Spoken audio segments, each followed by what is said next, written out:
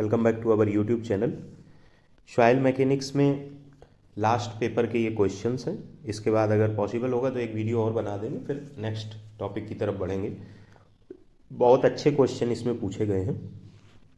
If the cohesive value of soil is zero the मोहर envelope will pass through. Cohesive value zero है, इसका मतलब ये भी हम कह सकते हैं कि जो सॉइल है वो कोहेशन लेस है। कोहेसिव वैल्यू जीरो है तो सॉइल कोहेशन लेस हो जाएगी।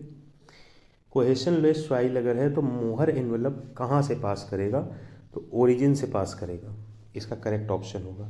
इसमें अब कुछ चीज़ें समझ लीजिए। जो कोहेशन लेस सॉइल होती हैं जैसे सैंड्स है, ग्रेवल है, इनमें इंटरनल फ्रिक्शन होता है, और जब इनमें कोहेशन नहीं होता है तो उनका जो कूलाम और मोहर एनवेलप होता है वो, अगर हम फिगर को याद करें तो ये फाई एंगल होता है और ये कोहेशन होता है। इतना अंताखंड काटता है वाई एक्सिस पे। अब कोहेशन है नहीं तो ये अंताखंड खत्म हो जाएगा, तो ये जो लाइन होगी वो ओरिजिन से पास होके जाएगी। ये एक हिस्सा दिख रहा है। अगर यही मोहर सर्किल के पॉइंट ऑफ व्यू में हम दिखाएंगे तो इस तरीके से मोहर सर्किल को दोनों तरफ से ये कवर करेगा। तो ये मोहर एनवेलप कोहेशन लेस सॉइल के लिए हो जाएगा। इस तरीके से मोहर सर्किल को ये टच करेगा। तो यहाँ पे जो क्वेश्चन था, अगर यही cohesive value of soil is zero न दे के वो दे देता, वो अगर दे देता, क्या दे देता कि यहाँ पे कोहेशन लेस सॉइल है, तो बात तब भी वही रहती। ठीक है, इसमें तो कोई डाउट नहीं है। और अगर जीरो की जगह नॉन जीरो होता तो ये वाई एक्सिस पे कुछ हिस्सा कट करता है वाई एक्सिस पे, तो सम डिस्टेंस ऑन, और ये पॉजिटिव वाई एक्सिस है तो some distance on positive Y axis होता। तो इसमें हमारे हिसाब से कोई दिक्कत नहीं है मोहर एनवेलप में। ये क्वेश्चन कई बार पूछा गया है, न सिर्फ एसएससी जेई में आया है, डीडीए जेई में भी आया है, DSSS जेई में भी आया है, MPPSC जेई में भी आया है।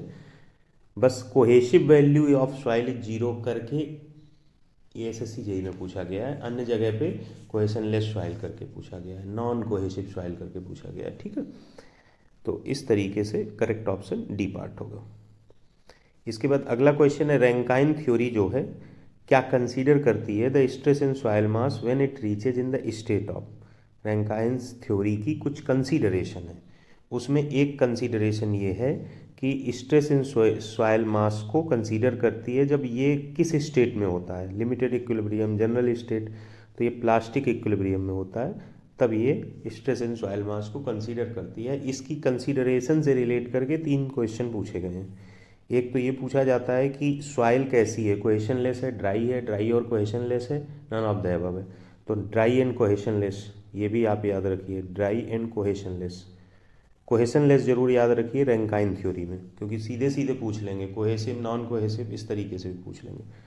और जो और क्वेश्चन पूछे गए हैं उसमें ये भी पूछा गया कि जो बैक ऑफ रिटेनिंग वाल होती है वो कैसी होती है, तो वो स्मूथ एंड वर्टिकल होती है। और soil element state of plastic equilibrium, जो कि क्वेश्चन ही था, ये भी पूछा गया है स्मूथ एंड वर्टिकल वाला, एसएससी जेई में ही पूछा गया है। तो रैंकाइंस थ्योरी के एजम्पशंस को वो बहुत ईजिली पूछ लेते हैं ऑब्जेक्टिव क्वेश्चन बना के। अगला क्वेश्चन है, पंचिंग सीयर जो होती है वो लूज सैंड में विद डेंसिटी लेस देन 35% से कम अगर है डेंसिटी लूज सैंड में, तो ये पंचिंग सीयर अकर करती है रिलेटिवली लूज सैंड में 35%। तो करेक्ट ऑप्शन बी पार्ट हो जाएगा। इसके बाद अगला क्वेश्चन है, विच of the following methods is most accurate for the determination of the water content of cohesion less soil. कौन सा मेथड जो ऑप्शंस में दिए हैं, torsion balance moisture meter method, calcium carbide method, pycnometer method, oven drying method, इसमें most accurate है। अगर word most suitable होता और नीचे कोहेशन लेस सॉइल होता तो आंसर होता पिक्नोमीटर। चूंकि वर्ड मोस्ट एक्यूरेट है, नीचे कोहेशन लेस हो न हो, तो आंसर होगा ओवन ड्राइंग मेथड। तो यहाँ करेक्ट ऑप्शन होगा ओवन ड्राइंग मेथड। यहाँ करेक्ट ऑप्शन होगा ओवन ड्राइंग मेथड। जो पिक्नोमीटर है वो मोस्ट सुटेबल है फॉर कोहेशन लेस सॉइल, और जो ओवन ड्राइंग मेथड है ये मोस्ट एक्यूरेट है और स्टैंडर्ड लेबोरेटरी मेथड है। अगर यहीं पे मोस्ट एक्यूरेट के साथ स्टैंडर्ड लेबोरेटरी भी लगा देता तो आपको ये इजी होता इसका आंसर लगाना ओवन ड्राइंग मेथड। अगर ये लगा देता which of the following is the field test for the determination of water content, तो यहाँ पे आंसर होता कैल्शियम कार्बाइड मेथड। अच्छा, वाटर कंटेंट के मेथड से calcium carbide as a field test पूछा गया है। Oven drying method most accurate पूछा गया है। Pycnometer most suitable for cohesionless पूछा गया है। एक क्वेश्चन और पूछा गया जो इसमें नहीं है कि जो वाटर कंटेंट हम मेजर करते हैं, डिटरमाइन करते हैं, वो इन सीटू कंडीशन में कौन सा मेथड देता है। तो ये चारों उसमें ऑप्शन में नहीं है, उसमें एक और ऑप्शन था। मतलब ये चार में कुछ होंगे ऑप्शन में, जो करेक्ट ऑप्शन होगा वो होगा रेडिएशन मेथड। रेडिएशन मेथड जो है ये water content in situ condition में देता है। तो इस क्वेश्चन से रिलेट करके ये क्वेश्चन भी पूछा गया है, that is ask in DSSB-JEE।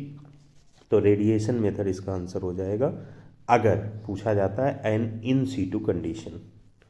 अगला क्वेश्चन है for field compaction of soil in cohesive soil the combination of tamping action and kneading action on soil is achieved by. ये क्वेश्चन हमने कम्युनिटी में 2 बार डाल दिया है, क्वेश्चन बार बार आया है। Cohesive soil is compacted by for field compaction of soil, ये SSC-JEE का था। जो 2 क्वेश्चन हमने डाले थे उसमें से एक MP का क्वेश्चन था और एक कोल इंडिया लिमिटेड का क्वेश्चन था, 2 क्वेश्चन। और ये तीसरा क्वेश्चन SSC-JEE 2023 का है और इसका करेक्ट ऑप्शन होगा सी फूड रोलर्स।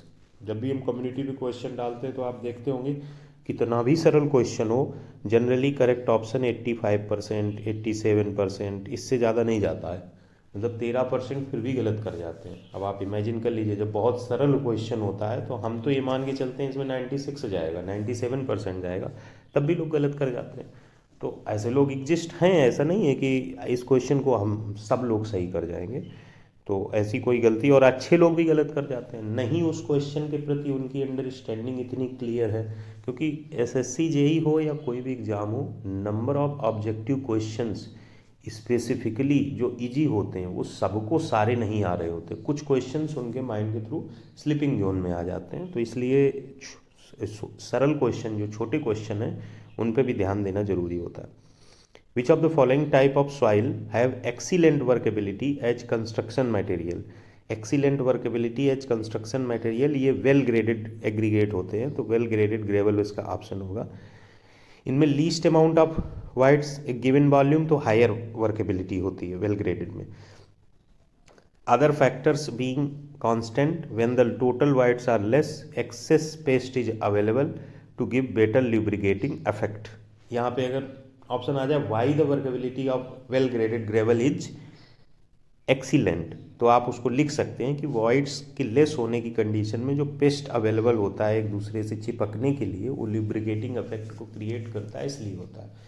एक क्वेश्चन और पूछा गया है जिसमें यही है कि सबसे बेहतर एक्सीलेंट सॉइल कौन सी सुटेबल है, किसके लिए, इसी के लिए, कंस्ट्रक्शन मैटर के लिए। उसमें टाइप ऑफ सॉइल दिया हुआ है, तो उसमें loam soil, sandy and loam soil, ये SSC-JEE का ही क्वेश्चन है, तो लोम सॉइल उसके लिए सबसे प्रिफरेबल होती है।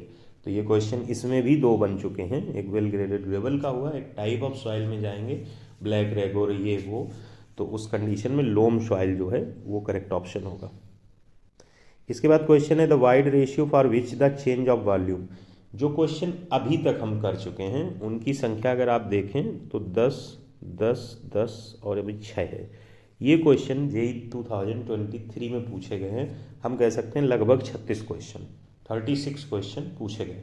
इस वाले सेट में क्वेश्चन सॉइल के कंपेरेटिवली कम थे, ऐसा नहीं कि इसमें 10 नहीं थे। जो अदर 4 क्वेश्चन थे, जो मैं मानता हूँ कि उन्होंने 10 ही पूछे हैं, वो सॉइल के ना होके थोड़े थोड़े बिल्डिंग मटेरियल के थे, थोड़े थोड़े कंक्रीट के थे।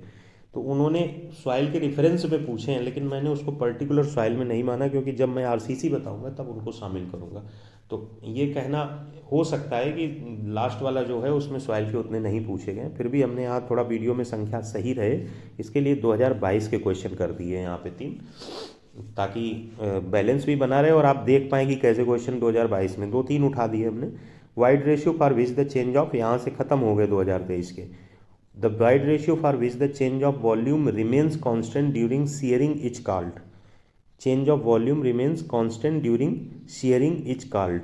जब आप वाइड रेशियो और शीयर स्ट्रेन का ग्राफ याद करेंगे तो इस तरीके से रहता है, लूज सैंड के लिए इधर से, डेंस सैंड के लिए इधर से, शायद रिमेम्बरेंस होगी। ये आपका वाइड रेशियो है और इधर आपका शियर स्ट्रेन है।